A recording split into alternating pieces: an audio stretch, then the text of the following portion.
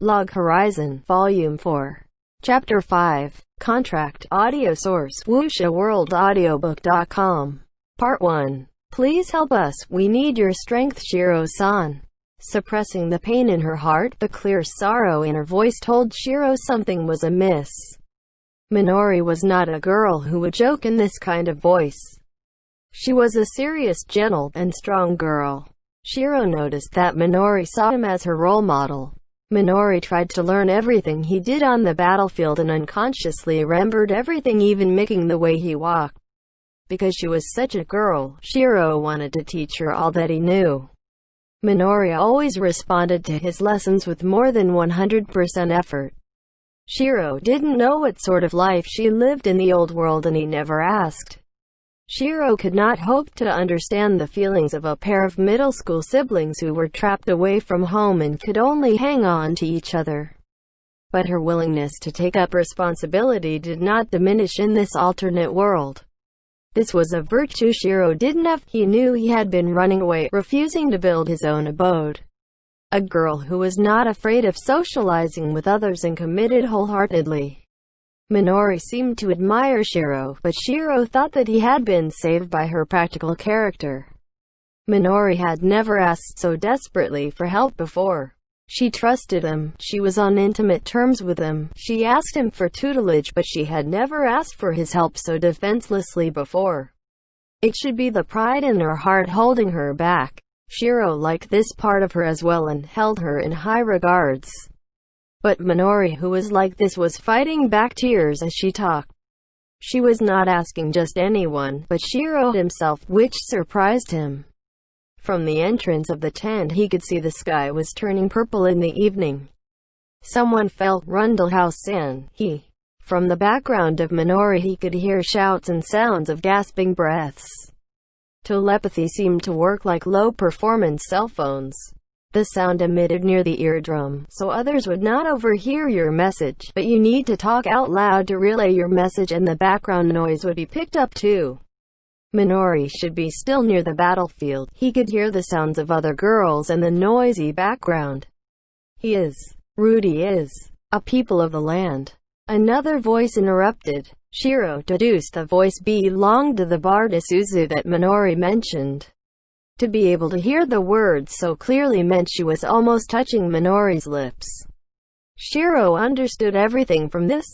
He stood up, almost knocking the table away, grabbed his backpack, and rushed out of the tent.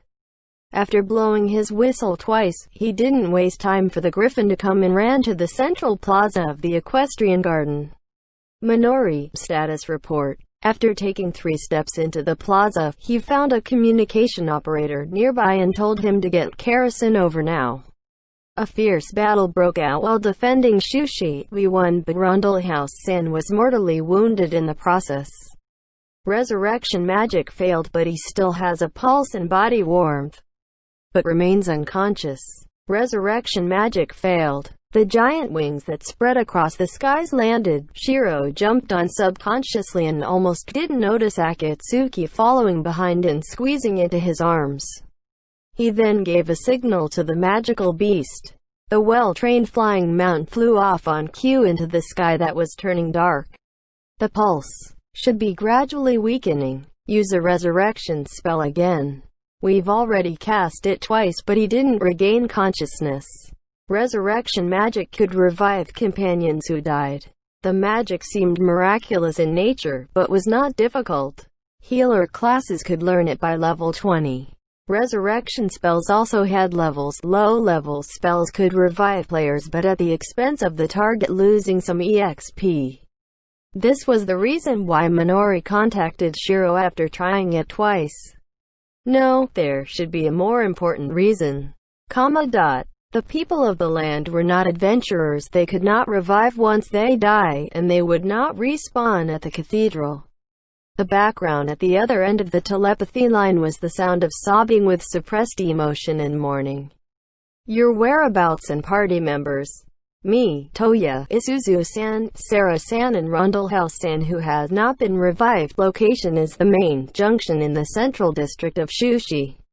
Is it safe? No enemies around, but they are probably still fighting at the coastal area. I don't know when the goblins will strike again. It was ending. When the people of the land took too much damage in battle and were losing their lives, the term for this was ending. According to Regan's spirit theory, resurrection spells might work in the short moment before the soul separated from the body. Since the resurrection failed, it meant he had moved into the stage of failing essence.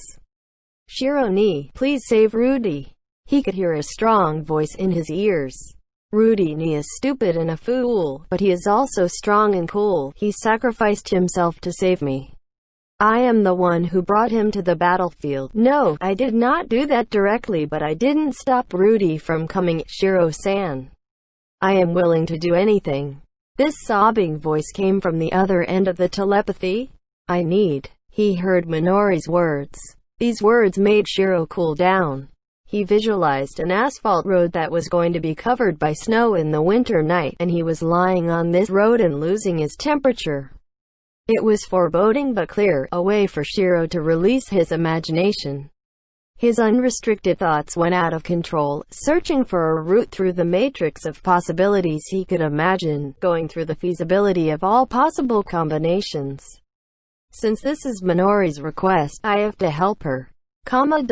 This was not his will, but his prerequisite. To fulfill the prerequisite, Shiro increased his speed of thinking.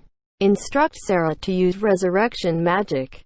Yes, Minori replied immediately. She didn't question why and didn't object that it would not work. Minori trusted Shiro totally. She believed that Shiro must have a way. That's why she contacted him. But that was just her one-sided wishful thinking. There were things Shiro could not do. Wrong. Shiro could not do most things in this strange and unreasonable alternate world. He could even say that he couldn't do anything at all. But this was just a small issue. Could not be done meant could not be done. He would think about it when he need to tackle it. The important thing was that Minori believed Shiro could do it, so there was only one answer for Shiro. He believed he could do it. The heart that believed reconstructed all kinds of combinations in his mind, seeing things from other angles and reviewing the concepts that were thought to be impossible. The pulse seems to be strengthened, but he is still unconscious. Wait 150 seconds. Toya guard the area. Isuzu-san use MP recovery songs. 150 seconds later, Minori use resurrection magic. Yes. Shiro recollected Regan's words. Rundle House was dead. For people of the land or adventurers, dead meant dead. Death started when the body stopped moving in this alternate world. The body would not be able to move. The consciousness was disconnected from the body and trapped in darkness. This was a sign the communication between the soul and essence had ceased. The essence would then start to dissipate. Essence was the source of energy for the ki in the body. The diffusion process was known as failing essence. For powerful or high-level bodies, they had stronger ki, and the failing essence process lasted longer. Rundle House was a physically weak mage class, and he was at the beginner level. The speed of his failing essence should be very fast. Probably. The resurrection magic probably came too late. A resurrection spell cast by the healer would inject essence into the body in the state of failing essence in order to magically repair the connection between the soul and the essence. It gathered the dissipated essence and used the healer's ki to replenish any lost ki of the target, stimulating the body to recover. Since there was still body warmth and pulse, it could be deduced that the spell had stimulated recovery, but the connection between soul and essence was not repaired, so he did not regain consciousness. If that was the situation, it made sense. The soul was starting to diffuse, reaching a state of losing soul. Soul, who was the energy that drive the psyche. The human psyche was based on soul. As its connection to the body was severed, it would become a lost soul and lose its identity. The low-level Rundle House must have gone into the state of losing soul right after he reached the stage of failing essence. Adventurers could be sent to the cathedral to respawn where a new body was made. The soul was then linked to this new body. As their body could respawn, they would not go through the state of losing. soul, so even if their body died, their soul would respawn in a new body. They would not die for real. It has been 150 seconds casting Resurrection now. After another 150 seconds, Sarah will cast Resurrection again. I am on my way there, so take turns casting magic for 8 minutes. He heard Minori's acknowledgement. The Resurrection spells around level 20 were still primitive, it had a long casting time and they would be defenseless, not practical for use on the battlefield, and had a cooldown of 300 seconds. But Rondelhouse had both Sarah and Minori by his side. They might be new, but they were still healers. By taking turns to cast Resurrection spell, they could have the 300 seconds cool down to 150 seconds. Resurrection magic need a lot of MP. Shiro didn't know how long they could last, but he could only leave it to them. Losing soul was triggered by a failing essence. When the host body disappeared, the soul would also be lost. How much they could stop the losing soul process was dependent on their resurrection spells. The next would be Akatsuki, hold me. This made the silent Akatsuki turn around slowly despite the terrifying conditions on the back of the flying griffin. In the strong wind that threatened to tear throughout her skin, she hugged Shiro tightly. Shiro closed his eyes and thought of what items he had in his bag and reached in. He didn't know what items he needed to use, or even if it would work. But to prepare for the spell he would be casting, he searched for the suitable items. The bottle of ink Shiro took a long time to formulate. The only bottle of soul fragments in the whole world. Part 2. Rainesia arrived on the battlefield accompanied by the female knight in the evening. According to reports, the vicinity of the valley had been secured by Krusty's forces. Woo. Are you okay? The female knight did not show much concern in her expressions, but she still asked kindly. There were very few people who experienced the air of the battlefield in this world. Because the people of the land and demi-humans died very fast, their bodies would disappear within half a day. No matter what kind of battle it was, the place would just be a deserted land when the bodies were gone. But this battlefield was formed very recently. The stench of blood was too stimulating for Rainesia. Fortunately, the summer breeze could be felt through the greenery, making the smell more bearable, but she was unable to look down around her feet. The female knight took a step forward to confirm the details of the battle. The female knight, who introduced herself as Takayama Misa, belongs to the Field Monitor Group. In the heat of battle, especially on a large scale like this, your field of vision would be obscured and limited. It would be hard to grasp the whole situation from the front lines. So D would detail a group with a size between a party and a full raid to survey the battlefield and support the Legion raid group fighting on the ground. Their main duty was to use optical items and reconnaissance spells to gather intelligence and report to the front-line commander. Rainesia thought Takayama Misa was a high-ranking officer within D because of the attitudes of the people around her. Because they scouted a trail without the need to bash through the vegetation, they reached the bottom of the valley earlier than expected. Rainesia, along with her escorts, came to the wide rocky river bank near the stream. This was upstream of the battlefield. They could see from the platform above. There were no signs of any goblin corpses, only the cool flow of the stream warding off the summer heat. The adventurers around were resting in their preferred way. Some of them were showering topless, others were doing weapon maintenance. This was the center of the battlefield, but with no enemy formation around, so everyone was resting except the sentries working on shift. Rainesia had reviewed the parade procession of knights as a princess before, but she did so from a balcony and gave the prepared speech. She would occasionally head into the parade square and greet the knights as she walked past their formation. But the knights of Mihama would always be in perfect alignment and holding their spears at the perfect angle for her review. So she had never been up close and personal, walking among knights who were considered rowdy by noble standards.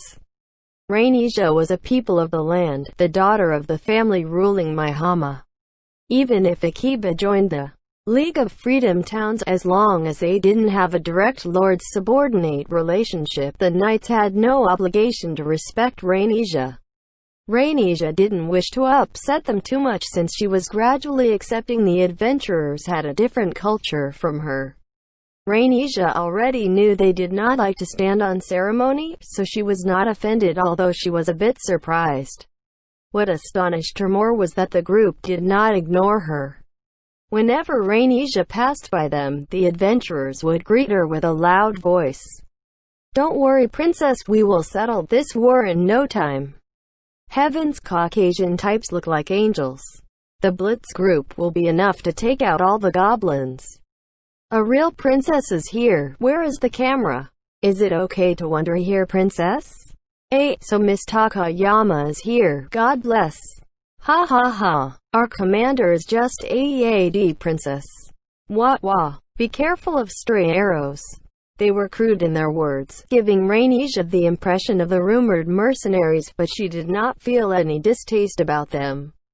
Maybe she knew the adventurers were not being rude and looking down on her when they said these words. That was the usual way they acted, and they were friendly enough to joke with her.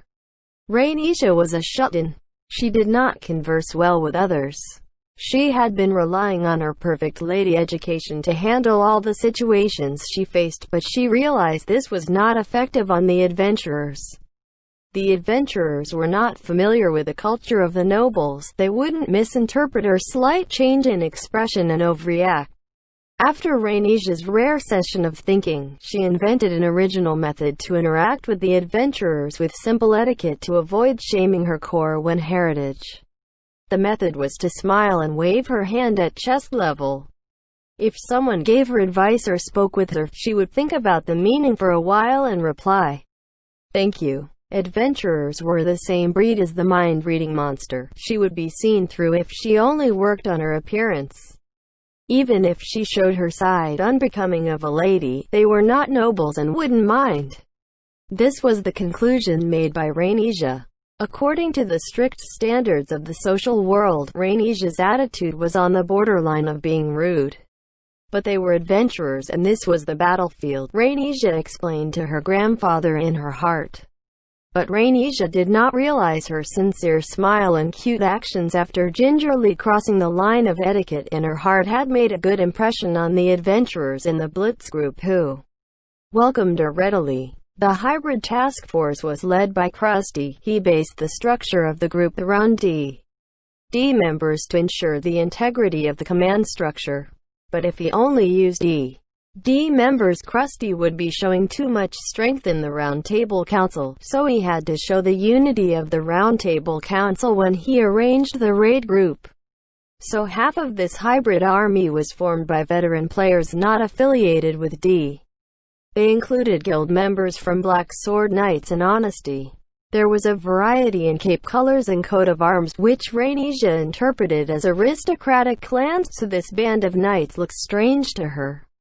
The relationships among the nobles' clans were complicated, with blood relationship and alliances making it more sophisticated.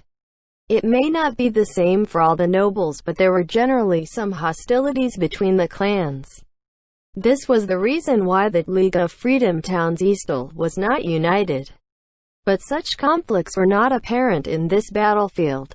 From the colors of their capes and their coat of arms, they seemed to have divided themselves into smaller parties. But some of them were eating, some were helping with weapon inspections, others were running around distributing resupplies. Rainisia noticed the source of her discomfort. With so many knights around, there were no squires or attendants around. Takayama Misa explained that they were a select group of elite forces, so weaklings would only get in the way. But how could there be so many knights without any squires? The adventurers seemed to be free from class systems. Even though she knew they were very free, but to see it in action with her eyes, every little detail surprised her. "Yes, I can hear you. Please continue." Krusty was at the front edge of the bank where the stream bent and formed a pool, wiping his sweat off his topless body. He was communicating with long-range magic even when he was wiping his sweat, but he turned to face them when he saw Takayama Misa and Rainisia's group. Krusty calmly wiped his body with a cloth he wrung dry. Takayama Misa seemed used to his bold and calm actions as she approached him to report with documents in hand. Krusty listened attentively with his back to her. What an amazing body. Krusty with his elegant clothes in the courts didn't give such a feeling of impact. She could feel his overwhelming strength just looking at his bare back. His muscular back had the beauty of a wild beast as Rainija lost herself looking at it. What am I looking at? Rainija shook her head and sulked. She always lost her pace when Krusty was around. She missed the peaceful bedroom in Maihama. She really liked living as a shut-in. She just wanted to sleep after eating and live lazily like plants. Her biggest hobby was sunbathing. She was looking forward to becoming an old lady and enjoying her life like a hermit. According to Rainija's ideals, it was not wrong to say she had changed or become depraved. Understood. I will increase the amount of survey groups at the next location. When Takayama Misa finished her report, Krusty had already dressed himself. He was wearing the same armor, but he seemed to have changed his shirt. His calm expression was the same as his time in the ancient palace of eternal ice. He was so calm that it made Rainija mad. How was the battlefield? Krusty asked as he walked towards her. Because of their height difference, Rainija had to tilt her head up, which made her feel unpleasant. She could neither feel the joy Krusty had when he fought nor the feeling that he might disappear like a flimsy illusion. The mind-reading monster was standing prim and proper in front of her. That feeling she had seemed to be like a dream. Did you feel scared? Rainija was trapped in her own thoughts and slow in responding, so Krusty asked her again teasingly. No such thing. I believe Krusty-sama will protect me. Since Krusty put on his mask of courtly manners, she had to reply in kind. She wanted to show him she had much more experience in the rhetoric and culture of the aristocrats. The princess sure is popular. Rainija turned around and saw a group of adventurers observing Krusty and Rainija from afar without moving. This made Rainija feel uneasy, so she waved her hands gently and smiled, and the adventurers went about their business with smiles on their faces. Such a thing does not matter, Krusty-sama. Rainija faced Krusty again, bearing the frustration of going off topic. Krusty was always showing this type of attitude, making Rainija unsure of whether to put on her courtly manners or to adjust to the adventurer's way. Also, just as Rainija stepped forward to speak, the howl of wolves echoed through the entire valley. It came from the eastern ridge. It was obviously from a distance away, but it still drove a chill into Rainija's heart. That was dire wolves, should be large in size judging by the sound. From the Goblin King's escort. The Goblin King is not here. He will not leave Seven Falls. This is the Goblin General's Royal Guards. Royal Guards. Rainija clasped her hands in front of her chest. She saw the rampage of Krusty's army and believed in their strength. But Rainija did not know anything about battles, so she was afraid, and Krusty seemed so dangerous when he threw himself into battle. She was not sure if she should ask him to take care of himself or motivate him for the upcoming fight. As Rainija hesitated, the wolves howled again. Krusty grinned at the sound and did not notice how Rainija felt, and he said with a cruel smile, "We will wipe out their nest later. Let's take out the trash in Sandleaf for now." Part 3. The long central road in Shushi was an excellent landing runway for the griffin. The magic beast did not flap its wings as it glided down. Shiro patted Akatsuki's head, looked down and whispered, "Please clear the area. Don't let any players or monsters come near." Akatsuki nodded without saying anything. Even though the speed was faster than a horse, the two of them jumped off the griffin without any concern and moved off separately. Akatsuki moved weightlessly forward. Her light body disappeared behind the roof of the stone building. After seeing her off, Shiro rushed towards Toya, who was waving his hand. There were 5 people in Minori's group. All of them had anxious faces. From the reports he received through telepathy, the Osaipede had arrived but was unable to dock because of the Sawagan's resistance. Naosugu's party was dealing with the goblins in place of Minori's group. That will be more convenient. Shiro did not know if the spell would work. Even though the theory was sound and Shiro had experimented repeatedly, it was still a gamble. Considering the impact on the future, it would be better to have fewer witnesses even if it succeed. Was that a tavern or hotel in front? A young man lay motionless under the roof of an open-concept building. The crying girl beside him should be Isuzu, a charming young girl with freckles.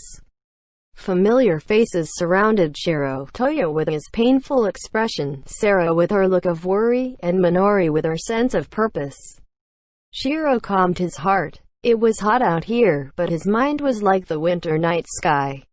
Minori, add me to your party. Yes. Minori nodded without further questions. Shiro was thankful that she was not talking in this situation. He observed Rundlehouse' face. He looked like an elegant nobleman. He still had body warmth and a pulse, but he was still unconscious. The party status screen was flashing the word death. I recall you are Isuzu-san? Continue. Mediation Nocturne. I am going to cast a new spell. Please keep this an absolute secret. Shiro told the beginners with a strict tone. If you cannot agree, then give up or leave. The group shook their heads in response. No one flinched away at his words. Alright, let's begin. Shiro chose the spell from the menu and cast Mana Channeling, a unique spell of enchanters which had unknown functions. The effect was to drain all the MP of his allies and distribute it equally. Correct. The psyche lies in the soul, and MP is the manifestation of the soul, if that is the case. As he chanted the spell incantation, the MP of the whole party gathered inside Shiro. Shiro outleveled all of them. The drawing part of his mana channeling was a heavy burden on Minori's party, who were less than level 30. Minori, Toya, and Sarah looked pale. Their MP was gradually drained away, making them feel dizzy and lost. Isuzu continued to hold Rundlehouse's hand and sing her sad ancient ballad despite her face turning white. Shiro felt the effect of the magic with his eyes half closed. The MP he gathered from his allies was all under Shiro's control. He could feel the lingering scent of their soul, although it was only a faint hint. Toya's one-track mind, Minori's seriousness, all of these expanded out under Shiro's control. It also included Sarah's, Isuzu's, Rundlehouse, and his own MP. The MP with different subtle tastes mixed into primitive spiritual energy and was guided along the magical circuit connected to his allies. Shiro divided the MP evenly and distributed it. HNNG, The rapid loss of MP gave Shiro a feeling of anemia. His MP was more than the other members. Enchanters belonged to the mage class and their maximum MP was among the highest among the classes. And Shiro was level 90. Reallocating the MP evenly with level 30 adventurers was the same as refilling all their MP in one shot. Minori cast Resurrection. Sarah continued to heal. This was all preparation work. Shiro continued to give instructions, but the time was short. There might only be one chance in one sentence. Rundlehouse was a people of the land. He was not an adventurer, so he would not revive after dying. And Rundlehouse was now dead. That's why Rundlehouse would not revive. This was an ironclad rule that could not be overturned. The mana channeling spell of the enchanter restored the MP of the group. In other words, revitalized their psyche and soul. He did not regain consciousness because his soul and essence were not connected. This was the same as being comatose, so they need to find a way to force it to connect. For the next phase, Shiro took something out from his backpack. It will be a race against time. Shiro used Hades' incense of soul recovery as he finished his sentence. This was used to wake your allies or creatures for a short time, a medicine mainly used for special monsters. The effect was not resurrection, just regaining of consciousness for 3 minutes before you died again, and the adventurer would be forcibly sent back to the cathedral. But for Rundlehouse, whose essence was dissipating continuously, this item held a certain possibility. No matter what happened, his body would be destroyed. The psyche and soul residing in the host body would also perish. Hades' incense of soul recovery would re-energize his soul and forcibly connect it to his body, but at the expense of death after 3 minutes. He could only pull Rundlehouse back to this world for 3 minutes. A fake resurrection with a time limit. The group seemed to understand this as Azuzu tightened her grip on Rundlehouse's hand with tears flowing down her cheeks. Rundlehouse opened his eyes slowly as if he just woke up from a dream. Isuzu couldn't stop crying as she held his hands. It was unclear if he had regained consciousness, even his eyes opening might be just the reflex of his body. Rudy. Miss Isuzu. Hey everyone, that's right. Seems like I died. He had some awareness after death, just that the connection between his soul and essence had been severed. For adventurers, this meant the monitor lost its color. You could only watch your comrades fighting in black and white. It was not clear how it was for the people of the land, but Rundlehouse seemed able to grasp the situation. Rundlehouse smiled and spoke with a tired voice to the others. Don't be like this, everybody. Don't make such a face. If you fight, you will risk death. Isn't that natural? Only natural. Tohia's voice made Shiro's heart ache. It was something they didn't joke about in the game. The heavy topic of death was only natural for the people of the land. I wanted to be an adventurer despite that. Please don't blame Mrs. Uzu, okay? I wanted her to help me keep this a secret. No, I already noticed, but I chose to ignore it. Minori cried out loud, telling everyone the impact this had on the Minori, who always acted calmly. Ha ha ha. Yeah, thank you, Miss Minori. There's no need to feel bothered about this. No, there's a need. Shiro interrupted. There was no time. Shiro let his mind run free as he thought about the horrifying thing he was about to do. It might be a big mistake. It might even threaten the laws of the world. He didn't know how this would affect the world if he was successful, or how the world would receive this proposal. But the young man who had accepted his fate and was bidding farewell to the rest called himself an adventurer. This was not the term to describe players, but the term for traveling the world and seeing a sunrise that no one had seen before, the name of Shiro's companions. Since he called himself that, he was also a scion of verse. No, you need to feel bothered. Rundlehouse Code, a fellow who gives up so easily calling himself an adventurer will only trouble others. This is not enough. Did you spend your whole life trying and learning in order to die in an alley like this? What you have found in the dungeons are not tactics or strategy, but the will to survive, the grit to do anything to keep living on no matter how hard you have to work, the spirit to never give up, right? Shiro ni. Rundlehouse, your resolve is not strong enough. Then what do you expect me to do? Rundlehouse's eyes were full of regret and dismay. Even if he said this was only natural, his heart refused to accept it as his tears started to flow. Because of this, Shiro decided to use that magic. Pay attention and listen up. Shiro took out the document he scribbled while he was on the griffin's back and put it in front of Rundlehouse's face. This is a contract. The document Shiro took from his backpack was indeed a contract. It was written in carved dragon eye ink on the Fairy King paper, made from top-class ingredients, the only one in the world. Contract. Log Horizon representative Shiro and Rundlehouse Code agree to the following terms. Effective immediately, Shiro invites Rundlehouse to join the guild Log Horizon. Rundlehouse will act appropriately and carry out tasks assigned seriously befitting his position as a member of Log Horizon.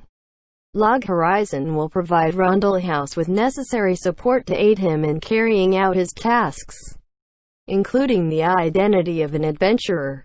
This contract is based on mutual agreement of both parties. Whatever things either party gain will remain in effect even if the contract lapses. As above, there are 2 copies of the contract. Both parties will keep 1 copy after signing the agreement as proof. Sounds of gasping could be heard. Adventurer. This is Shiro-san. This was developing a spell that was not in the game. Shiro noticed this possibility a long time ago. Chefs could cook food manually without using the game menu, making dishes with normal taste. Nyana explained to Shiro on their way back to Sakino. And this had proven to be correct. And Shiro convinced the Round Table Council that this was not limited to chefs. People with corresponding skills could use them to create items without using the game menu, making things that did not exist in this alternate world. This was the real meaning behind Nyata's discovery. 2 months after that, Shiro had been researching things he had visualized and conducted experiments repeatedly. He kept this as a hidden ace to be used if the Round Table Council meeting did not go smoothly, but further research and data kept accumulating and it evolved. His conversation with Regan about spirit theory gave Shiro an inspiration, and one of his research topics was going to bear fruit here. Rundle House was a people of the land, and he would die in 3 minutes. People of the land could not revive. Rundle House would disappear. If that was the case, the answer was obvious. He needed to make Rundle House into an adventurer in these 3 minutes. His experiments proved that scribes could make simple contracts and all sort of documents such as mission request forms or IOU that had magical binding powers. A scribe with a high enough level could create these with magical ingredients. But among these type of contracts, this one was top class. Allowing a person of the land to join a guild and bestowing the identity of adventurer on him. This contract looked like a fraud to Shiro. So Shiro used his level 90 scribe skills and the top-class magical ingredients and ink he collected during the time when Elder Tales was a game without regret in order to fulfill this request. Shiro moved the contract closer to Rundle House's face. I have already signed this, the rest is up to you. Venturer. You can realize your dreams. The young sorcerer with mud all over him said in a weak voice, as Shiro explained to him. This contract has a risk. You will be altered in some ways after the contract takes effect, becoming a different being. Adventurers are still new to this world. You might get caught in some other events. Adventurers might not be as glorious as you imagined. I want to become. The status screen still showed the flashing word death. His HP was reducing gradually. Rundle House replied without hesitation. I want to become an adventurer, people who help those in need. I won't mind the small details. I am not after the glory. I just want to be an adventurer. Rundle House grabbed the pen with his trembling hand and it fell out of his hand immediately. Hades' incense of soul recovery was losing its effect. Rundle House might be unable to keep his soul and essence connected. Rudy, don't worry. Isuzu held his hand. I will sign this together with Rudy. Isuzu embraced Rundle House from behind. Toya helped from the side. Minori and Sarah cast healing spells repeatedly. The 4 of them watched over Rudy as he signed. His trembling hands gained warmth with his comrades' encouragement. Rundle House used a magical ink to write down his name. The signature burned with a golden light. Shiro's skills were acknowledged by this alternate world, becoming a brand new law. Rundle House, you will die and respawn in the cathedral, Shiro said as he felt the cogs turning somewhere by this spell. The dissipating essence turned into dancing light particles and flew towards the key, but the other players watched this dreamlike scene with stunned expressions. The act of developing magic was the reason why he earned the nickname Chronicler of the East in the future. Part 4. The battle continued in the dark. In the heart of the Sandleaf Central Hills. The venue was a valley like the previous battle. The only difference was the size of the place and the scale of the battle. When she asked Takayama Misa why they chose to fight in valleys, the answer was, a large group needs a lot of space to gather. We can organize ourselves in the forest or the hills, but it will be hard to accommodate everyone there. Rainesia thought about it and agreed. Goblins might be demi-humans, but their intelligence was low. But since they were moving in an army, they would follow certain rules. Since they were fighting in the valley, there were several ridges where they could see the whole valley. Takayama Misa's observation team was based on one of these ridges, but it was different from last time. They only set up the minimum observation tables. It may be that they might need to move on short notice, or because Rainisha declined the chair, but from the looks of relief from Takayama Misa, Rainisha predicted the previous time was a special arrangement just for her. But these were trivial matters. Rainisha, Takayama Misa, and the others were already concentrating on the battle in the valley. Takayama Misa explained that the team leading the dire wolves were goblin tamers. The barbaric goblins didn't have a complicated society like humans, but they had primitive division of labor and classes. Most goblins were lightly armored warriors or spearmen, but some of the goblins had special classes, the most common one being goblin tamer and goblin shaman. The goblin tamers bred beasts like owlbears, hippogriffs, and dire wolves. They could see the enemy formation had hundreds of dire wolves, as if the dark ground had gained sentience and squirmed, a scene from nightmares. Seems like a mutant breed. Takayama Misa explained calmly. We fought them in a raid before. It is a wolf with poisonous fangs raised in the miasma of the undead. To have raised so many means the Goblin King has a tribe of goblin tamers. Elder Tales has such an intriguing detailed secret setting. Would they be alright? Worrying is an absurd action. Takayama Misa maintained her cold attitude and words, but Rainisha was not so optimistic. There were a few hundred enemies spread out across the valley. The goblin general must be in the center, probably in the exotic tent with wheels that was essentially a mobile fortress. Rainisha was not worried about that monster knight, but his subordinates were knights as well. Even though they wouldn't die, it would still be painful if they got hurt, which pained her too. But the two sides engaged suddenly without regard to Rainisha's worries. Square shape. So pretty. This is the square formation. Takayama Misa walked to Rainisha's side, probably to chat. She pointed to Krusty's army that was aligned on four sides in the shape of a square and continued. This is a common formation used in raids. The groups are usually formed in multiples of four, the same number of sides as the box. So in terms of command, squares are the easiest formation to adopt. It is basically a defensive formation, with the tanks and melee fighters in the front supported by the ranged and magic attacks as the main source of damage dealers. But since this is a tight-knit formation, it will be bad against enemies with powerful wide-area attacks. But against groups of wild beasts, it can be an ironclad defensive wall. So that is how Rainisha guessed right. The strong vanguards deflected the attacks of the wolves easily, with arrows and magic flying out from behind them.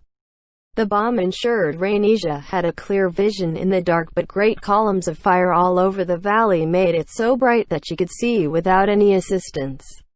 They are moving. Takayama Misa pointed straight at the battlefield. The whole formation seemed to move with her finger. It turned into the shape of a trapezoid and advanced, taking out the enemies in its way. Takayama Misa said this was a defensive formation, but this seemed to be an unreliable evaluation. This was the first time Rainisha viewed a large-scale battle. She had never seen the defensive battles of the Castle Knights, so she had nothing to use as a reference, but what she saw could not be described as defensive. She saw it as a square hole. Krusty's army seemed to be digging a dark hole into the goblin army. Both the goblins and wolves would be dealt with when they touched the hole. The way the formation handled the enemy was akin to a neat freak giving off a sense of madness. Look closely. At this moment, a bonfire seemed to be lit in the center of the formation, and four flaming birds flew out from it and spread orange and crimson flames in all four directions, obviously a summoned beast. But Rainisha had never heard of summoned beings like this. From what she knew, summoned beings ranged from the size of a fist to that of a puppy. She had never seen such powerful and dignified creatures. That is the Phoenix. You can form a contract with at level 86, a high-level spirit with fire affinity. The summoners need to complete a very difficult quest before they are qualified to form a contract with such graceful and holy beast. What is wrong? She asked me what is wrong. That creature has flame on it. Adventurers can can summon such creatures. There should be a limit to such foul play, correct? Rhaenyra finally understood. Krusty was not putting on a brave face, this was how he acted naturally. No wonder Takayama Misa said worrying was absurd. No one could predict what would happen on the battlefield. But there were people in this world who were fine in this unpredictable battlefield and used their extraordinary experience no common man could hope to match to rule the arena. The army this man was leading were also adventurers who had accumulated overwhelming experience in Trang. Rhaenyra recognized from the bottom of her heart that the common sense of knights could not be applied on them. Adventurers were an existence beyond Rhaenyra's comprehension. The Goblin General's giant mobile fortress exploded with a bang. The heavily armored guards and gigantic ferocious goblins flew out from the shattered fortress. Krusty's forces continued to advance. Rhaenyra heard an impossible voice. "Well then, let's enjoy this sumptuous meal." The calm words with a hint of joy definitely came from Krusty. Rhaenyra did not have telepathic abilities. She couldn't have heard Krusty from so far away, but she did hear his voice. Krusty swung his two-handed axe and pointed it at the enemy. His forces charged forward as if elongated black spears came out of the square formation. A group of warriors dual-wielding blades shredded through the goblins like thin clothes. "We have finished the main course. Let's leave the rest of the net spread out by our headquarters tactician." Takayama Misa closed her report file with a soft sound, her voice so calm she seemed to be saying something obvious. Part 5. In the end they linked up just before dawn. The resistance of the Sahuagin was stronger than expected. Osaipete took a lot of time to dock. Osaipete had a lot of functions installed as an experimental prototype, but it was basically a transport ship. It was not a military amphibious assault landing craft. It was hard to suppress enemies that could move freely in the water, so it was hard to execute bold attack maneuvers. But at midnight, Naotsugu and Yana summoned griffins to ferry several players by air to reinforce the defenses of Shushi. With summoners on both sides of the coastline, it was only a matter of time before they repelled the Sahuagins. "Wow, I didn't expect you to come, Shirobo." Marielle smiled so happily. Shiro, who appeared out of nowhere, walked out from the town just as the sun was setting. He reorganized the limited manpower and established another defensive line at the north side of the farm. Shiro was the guild master of Log Horizon. That meant he was one of the 11 guild masters that formed the Round Table Council, but he was not well known. The background behind the formation of the Round Table Council was no secret, so well-informed adventurers all knew about Shiro. But compared to Krusty or Isaac, who were the guild masters of major guilds, or Marielle with her wide social network, the number of people who knew his face was much lower. If you talked to him, you would know that he was a good young man who valued friendships. But he seemed scary in the beginning. Marielle thought, he is a good kid. But that face, those eyes, so scary. Marielle nodded as she made this conclusion, but Henrietta chided her. Most adventurers are good kids in Marielle's eyes. Anyway, Shiro's appearance was not well known, but the impact he brought to the battlefield was quite significant. Even if he was not well known, Shiro was still the tactician for the expedition army. The morale would increase when headquarters sent reinforcements over. Shiro appeared in town the moment Osaipete arrived, making the defensive team think he was the one who led them here. Marielle used this effect to the limit. She raised her voice to motivate the defense team. The team facing the unrelenting waves of Sahuagins recovered their fighting spirit when they heard news of reinforcements arriving and Marielle urging them on. With the artillery support by summoners conjuring creatures to perform super long-range attacks, the beginners engaged the Sahuagin with renewed vigor and passion. The corpses of the Sahuagin either were washed away by the tide or disappeared into thin air after some time. The fierce battle continued until midnight. The adventurers won the grueling fight at midnight. The adventurers taking part in the summer train camp were exhausted, relaxing in their own way at the port between Sandleaf River and the beach. The sentry and defensive tasks were handled by the reinforcements who still had energy to help. All those gathered here were the summer camp participants who fought the goblins and the Sawagons. Marielle was thinking of maintaining a more spirited attitude as a role model, but she ended up spreading her cape and laying flat on the ground. Phew. We somehow made it through. Crescent Moon Alliance had no experience with large-scale raids or defensive battles. Marielle had never commanded such a complicated battle line before. She was a total amateur at this. The reason they succeed was because of the passion and determination of the beginners, as well as the support of the veterans led by Naotsugu. "Are you alright, Mary-san?" This voice was closer than she expected. And just when she was thinking about him.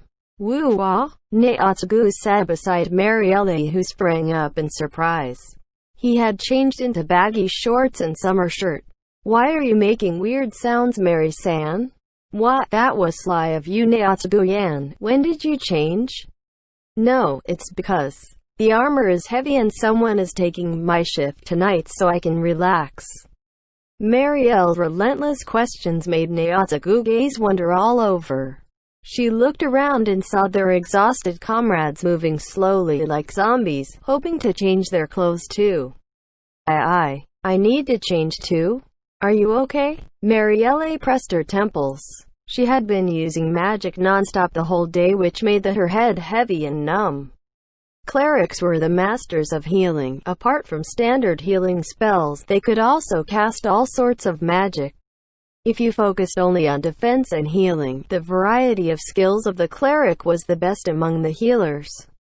In this group battle, Marielle did not form a party, running all over the battlefield by herself, casting healing spells on all the parties she saw, a heal and run tactic.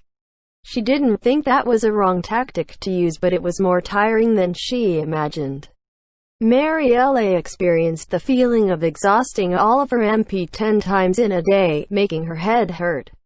Rest a bit more? Woo-hoo-hoo. To be honest, Marielle didn't want to move at all.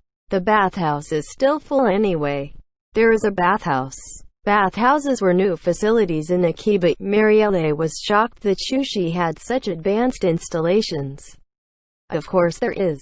The reason why Akiba doesn't have shower rooms is because the crafting menu for adventurers does not include shower facilities.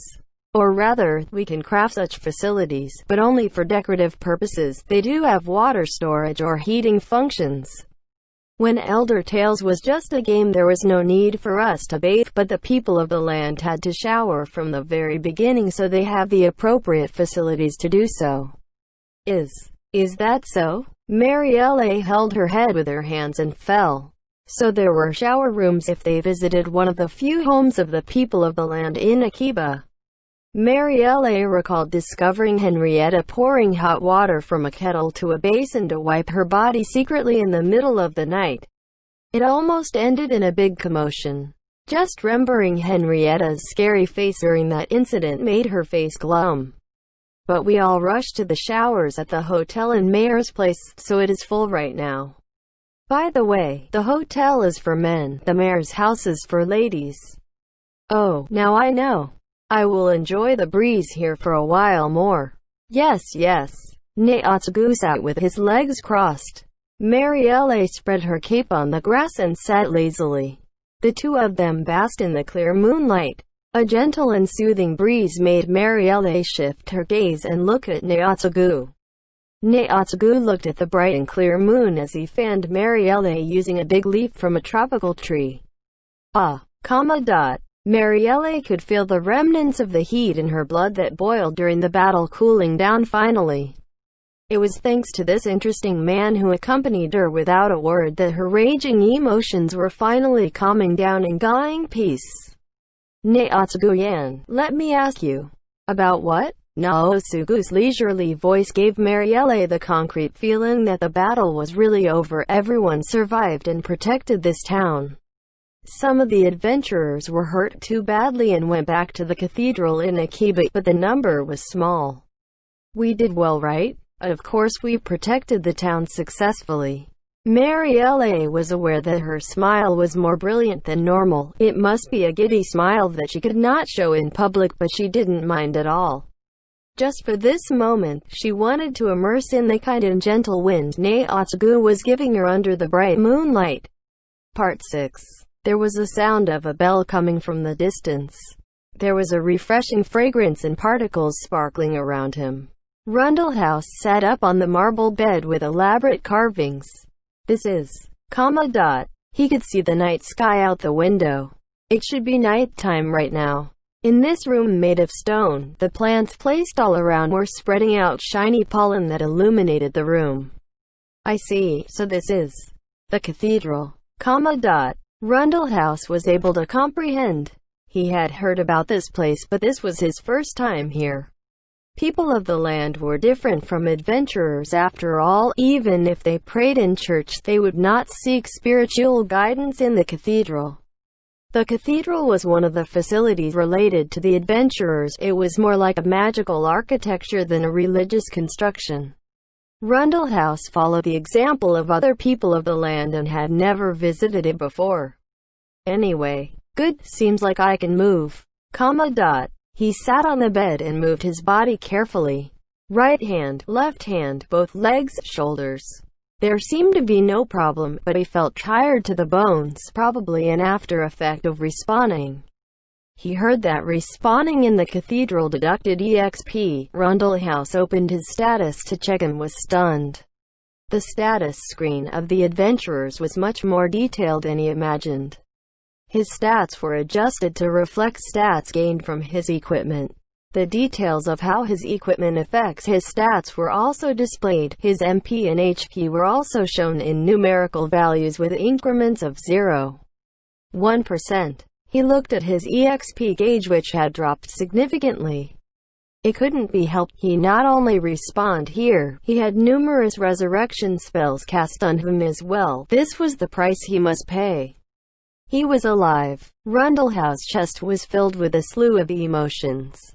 He was not after the identity or status of the adventurers, nor was he after their way of life.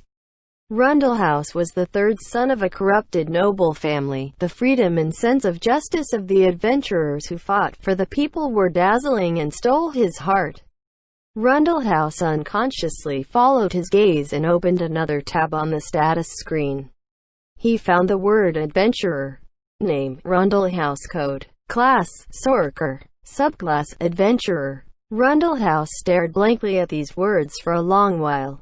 That's right, I do not have a subclass. That contract forced me to take on a new subclass, adventurer. Rundlehouse checked the abilities of the subclass in a hurry, a list of unfamiliar abilities he heard about. Ability to respawn in the cathedral. Telepathy ability. Adjustment, EXP Gaon, use of bank and warehouse, detailed status screen. There were also many more abilities Rundlehouse didn't understand, and they were all listed together here. So many. If I have this power, he could not gain back the time he lost or change his past, but he wouldn't spend his nights feeling frustrated and helpless at his weakness. More importantly, he could live in Akiba without hiding his identity. He could live together with the friends he had grown close to during the train camp. Rundlehouse might be able to rebuild his old home, create a place to live life to the fullest. Rundlehouse tried to recollect. He remembered an adventurer that wanted to wipe out all these corrupt nobles. That was what he wanted to be, but was cursed to never achieve. Rundlehouse swore that given another chance, he wanted to become an adventurer. He then reviewed this miracle he always dreamed of. This small stony room was his new starting point. The serious young man with glasses was also an adventurer that his two friends Minori and Toyo respected, and was also the guild master of their guild. That young man Shiro should know about places I have never seen before. As Rundlehouse immersed in the joy of respawning, he heard approaching footsteps. Rudy Isuzu barged in, banging the stone doors. She looked both angry and perplexed, staring at Rundle House from the entrance. "Hi, Miss Isuzu. Is anything wrong? Is anything wrong? You ask?" She walked towards him in big strides and bent her upper body backwards. Her head was in a taller position than the sitting Rundle House, so he could not see her expression. He could only hear the sound of sniffing, but Isuzu's voice was definitely angry. "Overexerting yourself so much, what if you die, stupid Rudy?" "Miss Isuzu, calling me stupid is too much. There are some things you have to do even if you have to risk your life. Just like no one can put a collar on the free-spirited adventurers, no one can stop my battles. When I command you to wait, you have to wait properly. You are being unreasonable. You must wait." Isuzu's voice sounded aloof and Rundle House felt anger rising from his heart. But he realized something when he wondered why Isuzu was here. Isuzu was the only companion who knew Rundle House was a people of the land. Actually, Minori noticed too, but the one who pressed Rundle House for the truth and assisted him in achieving his dream was only Isuzu. She being here right now meant she used Call of Home to chase Rundle House, who respawned in the cathedral in Akiba. "Sorry, I seem to have worried you." The moment Rundle House said these words, a punch so painful that it made him cry fell on his head. Rundle House didn't understand why he was hit. But as a noble who had lived to this age, he understood that he had to apologize repeatedly in a soothing voice when a woman was in this type of condition. "Sorry, Miss Isuzu, it's my fault. I apologize. I won't make this mistake again. Anyway, can you tell me why?" He was hit 2-3 times every time he spoke. Rundle House's head was heating up from the abuse and his conscience was starting to fade. "I understand. I will listen to Miss Isuzu's command properly." Really, I swear to God. You must tell me about your childhood, Rudy." "Why must I?" "I understand. I will talk. If you are so reckless, it won't be enough no matter how many lives you have. I'm reflecting on my actions." "Okay, shake. This word made Rundle House look blankly at Isuzu. Isuzu's cute freckled face seemed to be throwing a tantrum and angry at the same time. Only her eyes had a hint of shyness as she extended her hand gently. "If you make such a face, I can only surrender, right?" Rundle House gently placed his hand on hers in response. This was a strange action that did not exist in this world. To Rundle House, this was the reverse action of a knight guiding a lady, so it was somewhat embarrassing. He heard from Isuzu later this was the action of dogs swearing fealty to their masters, which made him mad. But right now she had him cornered. He had no way of venting his frustration. Seemed like Rundle House was fated to never go against this young girl with freckles. Part 7. Akiba's first expedition army returned with victory.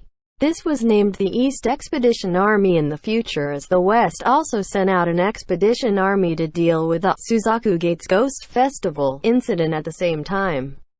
The expedition army did not defeat the Goblin King, they only trapped the invasion army in Sandleaf Peninsula and wiped them out.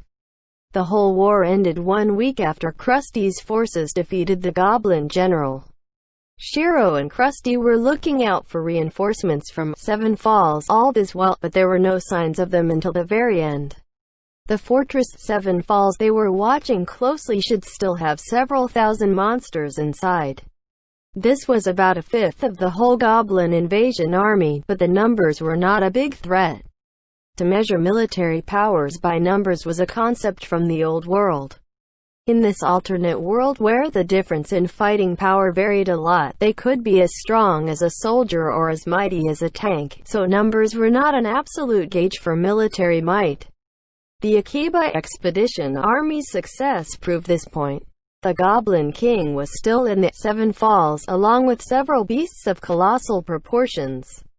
The Goblin Shaman should be waiting inside as well. It was more important to determine the threat of the Remang forces rather than their cold hard numbers. They won't leave Seven Falls alone because it was hard to tackle. Even if there were some stubbornly strong monsters, the Round Table Council judged that with the strength of the adventurers, it was just a matter of time before they raided them. One of the reasons they postponed the raid was because they prioritized signing a treaty with League of Freedom Towns Eastal first. The Round Table Council also had other considerations. The Round Table Council set suitable rewards and announced a ton of quests. The contents of the quests included patrolling the northeast communities as well as raiding the remnants of the goblins. Monsters like goblins were easy enemies for party-level groups, so there was no need to send out large armies to deal with them. Minori's party with their levels around 30 was able to fight them on equal grounds, which was the best evidence for this. So the raiding quest was more suitable for beginner and mid-level adventurers instead of high-level veteran players. They were happy to take on these missions and many of them set out from Akiba to accomplish them. They roamed the forests and hills of the northeast region, making the people of the land feel the adventurers were active again. By reducing the strength of the forces outside the citadel, Seven Falls would also strengthen their defenses. If you took out the Goblin King, the goblins would go out of control. The goblins who lost their leader would spread out and raise the land. This was the main argument of Shiro's that convinced the Round Table Council. Put simply, the action of sealing them in was preparation of raiding Seven Falls in the future. Shiro just felt they should make full use of the current situation, but the people called his tactics villainous, which left a bad taste in his mouth. Shiro insisted there was no black or white in tactics, but there seemed to be plenty of holes in this self-assessment. Shiro did not know that most of the adventurers in Akiba thought Shiro was the mastermind who forced Princess Rainesia to go to the battlefield. That meant he conned the naive and beautiful princess and sent her out to fight with his honeyed words, giving off the impression of a very shrewd man. With this system, whenever the princess gained sympathy with her beautiful and kind demeanor, Shiro's reputation would take a hit. Shiro, who was unaware of this, just had the feeling, why are so many people targeting me? He was a bit bothered, but Henrietta encouraged him and said, Shiro-sama's villain level is far above the standard. This comment gave him complicated feelings. In this buffer time they earned the Round Table Council and the League of Freedom Towns Eastal signed a basic treaty, a mutual trade agreement treaty, and a peace treaty. It had been a month since the Sandleaf Siege battle. Maihama was holding a festival to celebrate the signing of the treaties. Many noble families from the northeast of Yamato gathered in the beautiful streets of Maihama. The nobles' meeting was on hiatus. The lords who had returned to their territories gathered again in Maihama City. Different from the nobles' meeting, there were no obligations for these festivities, so 2-3 of the nobles did not attend, but most of the nobles and merchants did. Akiba was at its peak of economic development. The big festival celebrating the signing of the treaties was a rare chance for them to make friends with adventurers. For the nobles, this was a chance to tout the specialty products of their territories and secure major contracts. The nobles maintained their competitive natures. Their motive in the heat of the festival triggered a fierce negotiation war. But it was the same for all the guilds in Akiba. Not only the production and merchant guilds, the battle guilds were also involved, considering the elements of transport, so they were also here to enjoy this joyous festival. All type of resources were going out of stock, making your eyes dizzy. That was the state Yamato was in. The hotels in downtown Maihama were all fully booked. A lot of residences became temporary hostels. The ones doing business here were mainly small merchant guilds or small guilds taking on escort missions. The businessmen of Akiba also wanted to reap a profit using this chance, bringing everything they could sell from food ingredients to armors and weapons, more than doubling Maihama's population. The meeting room and the visitors' rooms in the courts were all open for the guests. Even the knights' rooms were also used. The nobles struggled with their negotiations here, trying to come to terms with the major guilds. Most of the players in Elder Tales were young. From the Earth's standard, their slyness and cunning was far below that of the experienced nobles, putting them at a disadvantage in the negotiations. But the nobles were unable to grasp what the adventurers wanted and their delicate nature, which would sometimes end in confusion. Both parties knew they were negotiating with strangers, so they had already steeled themselves and lowered their expectations. Most of the negotiations ended peacefully. This was a festival of gigantic proportion that happened only once in 100 years. To handle the increase in population, all the people of the land working in the restaurants, shops, snack stand were working until their faces were red. The adventurers were so engrossed in crafting and selling things that they forgot to sleep. Everyone made huge profits in the festival and used it to buy alcohol, meals, and clothes, making the consumption demand skyrocket. At the courts, the butlers that wanted to make everything perfect gave out instructions. All the maids and helpers were busy running around fulfilling their tasks. But in this noisy atmosphere, it was impossible to welcome all the guests perfectly. A serious supervisor would probably faint from this. If all the adventurers requested the same service as the aristocrats, they would need at least 3 servants to take care of their meals, showers, and changing of clothes. Even the grandest Maihama court in the whole League of Freedom Towns Eastal wouldn't be able to handle that. In the eyes of the nobles, the simple way of life of the adventurers was astonishing. The smarter aristocrats would simplify their daily life during this period as well to accommodate the adventurers. So the snobbish and extravagant aristocrats were more sensible during this festive period. The attendants and maids in the Maihama courts all breathed a sigh of relief. The treaty-signing festival that included nobility, peasants, merchants, craftsmen, and even farmers was heading towards its climax. Under the elegant music of the orchestra, Castle Cinderella held a grand ball in the middle of its hall. This hall was more spacious than the ancient palace of eternal ices, illuminated with countless candles and the magic light conjured by summoners. This ball hosted over 200 people from nobles, merchant bosses, and adventurers. Duke Sergeant Corwin announced the opening of the ball after a simple speech, and a louder and clearer music welcomed the participants to enter. Unlike before, there were adventurers taking part as well. The knights and princesses hesitated in this situation. The first to enter the dance floor was Rainisia, escorted by Krusty, the young hero from Akiba who saved League of Freedom Towns Eastal from the goblin threat. Krusty, and granddaughter of the clan Corwin who chaired the League of Freedom Towns Eastal, Rainisia. This couple tickled the curiosity of the crowd just with their names alone. And the expedition started because of Rainisia's visit to Akiba to ask for aid. The adventurers were moved by her sincerity and took up arms with their righteous hearts. These events, akin to stories of heroes, would be chronicled in their history forever. There was a rumor that Krusty challenged the Goblin General one-on-one and defeated him, but contrary to the stories, he looked like a sensible young man. His calm face with glasses showed no signs of worry. His height was fitting of his title of a knight, but he didn't give the slow and heavy feeling that went with the description of a burly knight. Krusty in his classy tuxedo was just like a nobleman. On the other hand, Rainisia had the reputation of the most beautiful princess in all of the League of Freedom Towns Eastal. She was wearing a formal dress with its color in layers going from light blue to light purple with fine embroidery sewed on with silver threads. The design that covered her shoulders looked conservative, but the cuts on the chest and back were enough to attract the attention of men and accentuated her beautiful slender neck like a swan's.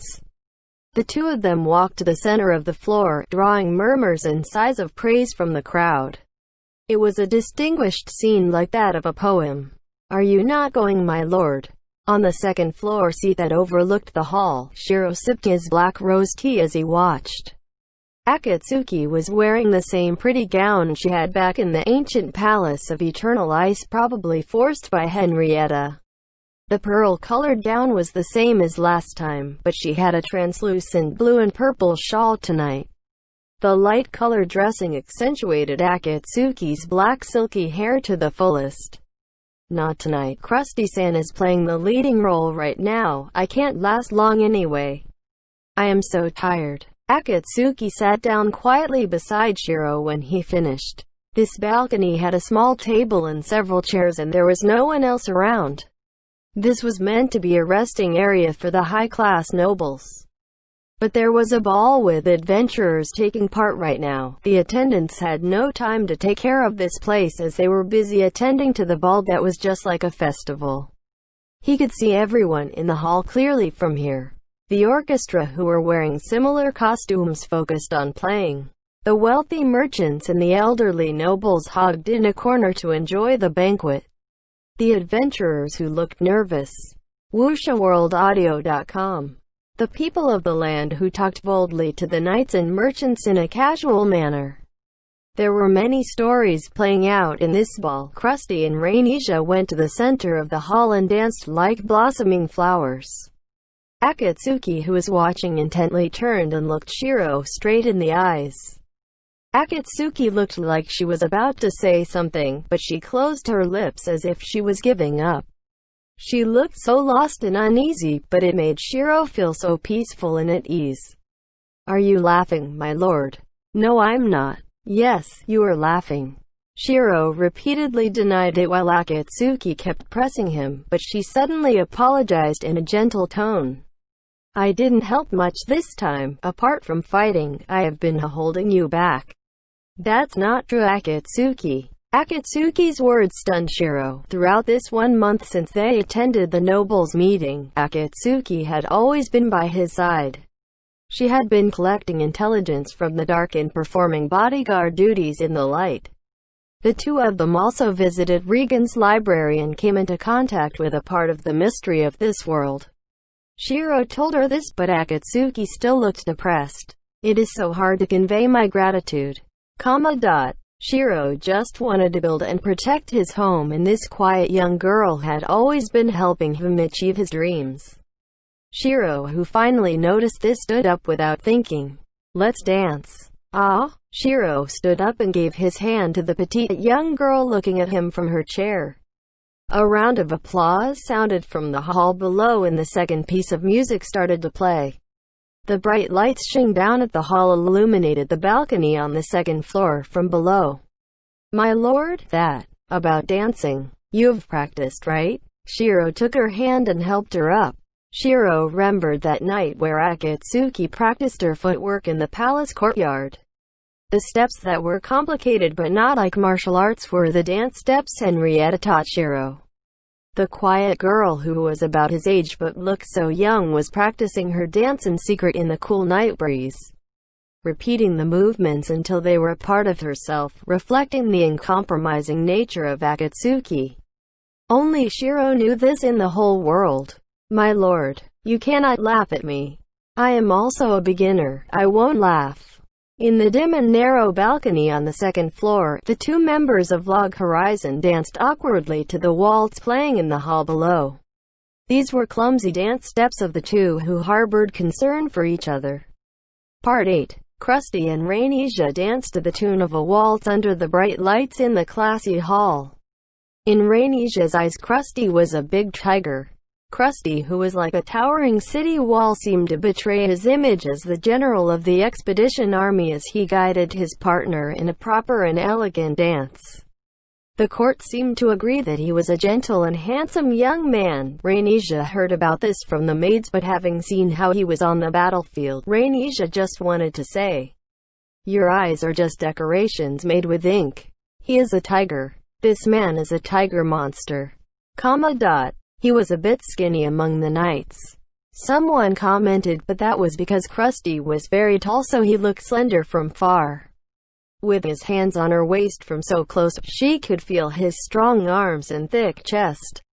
He was a different species of human from Rainija. Or rather, a different creature.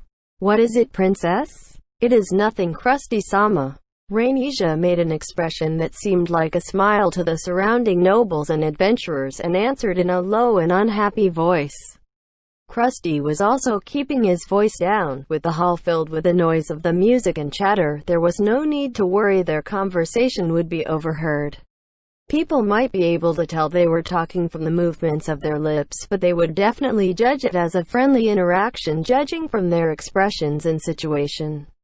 Rhanesia understood that to the maids who were deprived of romantic topics, their conversation must have been interpreted as whispers of lovers. She had already heard about such rumors. This is so infuriating. What is it? The most infuriating thing was Krusty's attitude of not denying these rumors. His denial might get rejected, but his cool attitude frustrated her to no end. She could not stand how Krusty was taking all this in stride. Nothing. You seems to be in a bad mood. It is your fault I'm saying this and showing this attitude, Rhanesia said in her heart. But she was speechless the next moment when he said, "Anyway, it is indeed my fault." Really, he answers the words in my mind. And he doesn't sound sorry at all. Rhanesia sighed when she thought of the future. Her grandfather adopted a very calm demeanor regarding this incident. The treaty between the League of Freedom Towns Eastall and the Round Table Council was signed on equal terms. When East Yamato was facing the curse of being raised by the goblins, Rhanesia approached the adventurers for aid as an individual. The League of Freedom Towns Eastall held the utmost respect and gratitude for them, but they didn't owe any favors to the adventurers. Grandfather made this very clear to Rhanesia. Simply put, I have to repay my debts to the adventurers by myself. The ceremony and festival treated the adventurers as the guests of honor. But the League of Freedom Towns Eastall would not share the expenses of this war, which made Rhanesia pale when she heard about this. When Rhanesia made the speech in Akiba, she was hoping for everyone to volunteer and help. She expected the League of Freedom Towns Eastall to provide some sort of sponsorship or gift of thanks, but they were actually not doing anything for the adventurers who got hurt in the expedition. As Rhanesia thought of these troubling things, she continued to dance gracefully thanks to her years of training. One step right, another 2 steps right. Quarter turn, left step. Raise her hands and gently touch Krusty's fingers.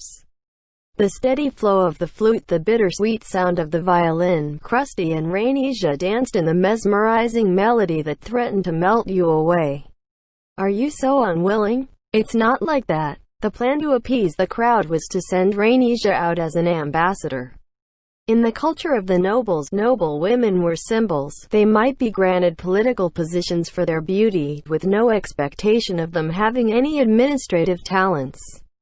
According to her grandfather, Rhanesia crossed this protective net on her own initiative, so there was no need to worry about this. Rhanesia would be the ambassador for the embassy in Akiba. She would need to live her life traveling between the embassy and Castle Cinderella. Since this is your debt, you need to repay the adventurers by staying there according to proper etiquette, correct? Her grandfather Duke Sargent said sternly, although his eyes were laughing. This was a rare expression, so this must be the best arrangement he could do for Rhanesia. Rhanesia got even more depressed when she thought about this. 3 meals provided with an afternoon nap included. 3 meals provided with an afternoon nap included, Krusty said with an unpleasant and resigned voice. You are going to be the ambassador in Akiba, correct? Akiba will be more developed in the future. The nobles will want to have an office or place for negotiations, so I understand why they want to set up a place in Akiba. The effect should be good. But adventurers like us are not really interested in the daily life of the aristocrats. The number of tea parties or banquets will be very few. Since the princess is coming to such a city, I feel that you should enjoy the shut-in life of 3 meals provided with an afternoon nap included. Krusty's sudden hint filled Rhanesia's chest with hope. Could this be the situation she longed for? Leaving her parents' side meant not being under their supervision. This might be her chance to fulfill her dreams of Operation Living 3 days lazily without showering. I think 3 days should be an acceptable range. Krusty's words that seemed to have read her mind made Rhanesia blush. This despicable monster was so hard to deal with. She furiously tightened both hands, but it only felt like the weight of a bird to Krusty. For the uninformed audience, this scene was the decorated young knight leading a beautiful princess in a dance. Their tender whispers and words of love made the sorrowful princess blush. But the rumors might not match the reality, and even if the rumors were true, correlation did not imply causation, so only the subjects themselves knew the details. I can finally return to my dissolute life, don't you agree, Krusty-sama? That might be hard to say. The princess seems to have the tendency to self-destruct. The two of them squabbled as they continued to dance. They were like rivals but also accomplices, moving to the music that celebrated the coming peace. End chapter.